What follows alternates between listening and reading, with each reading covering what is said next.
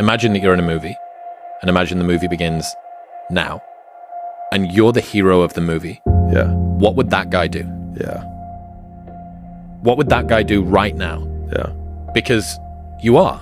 We're all writing a book. What's your book look like? Like your life is a book. You got a bunch of chapters in your book, but when they close that book, how good was your book? What was the ending to your book? If the ending to my book can be so amazing because of all that was done, all of the things that can be associated with you and your existence become a part of the chapters in your book. So my drive is about my book.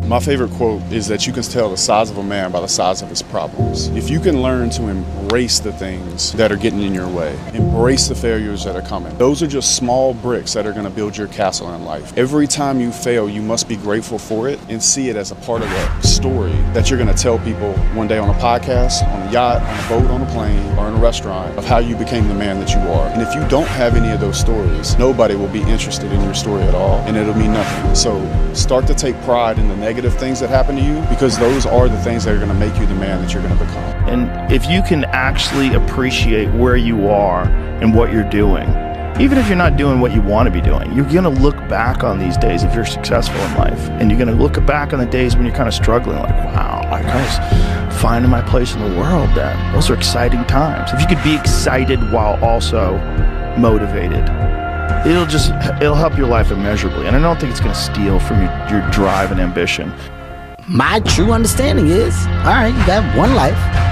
And that one life, the goal for us is to live it to the best of our ability, from the beginning to what's at the end. In the middle, in the beginning, middle, you're going to do things, you're going to make mistakes, you're going to fuck up. You're supposed to learn and then move forward with the understanding of what not to do. And when you move forward, life may get better, it may not, but somewhere along the lines it's going to click. And everything that I went through back here was supposed to happen. Live your life like you're the hero in your movie. And right now is when the fucking movie starts and your life is a shitbag disaster. Pretend that's you. Pretend you are, right now, you're in the part of the movie that starts and it shows you as a fucking loser. And just decide not to be a loser anymore.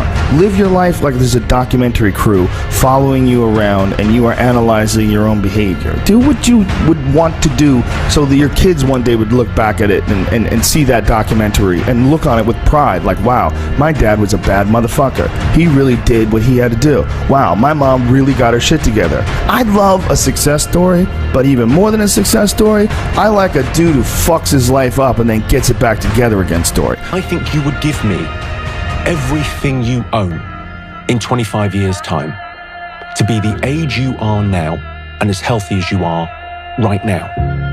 And I think it's a really interesting meditation to think about. Right, if you had a time machine, if you were 30 years in the future, if you could be this healthy and feel this good and be this age, you'd give everything materially that you own in 30 years' time to be back here. And just to take that in for a minute, just to take a moment to think about, wow, this is amazing.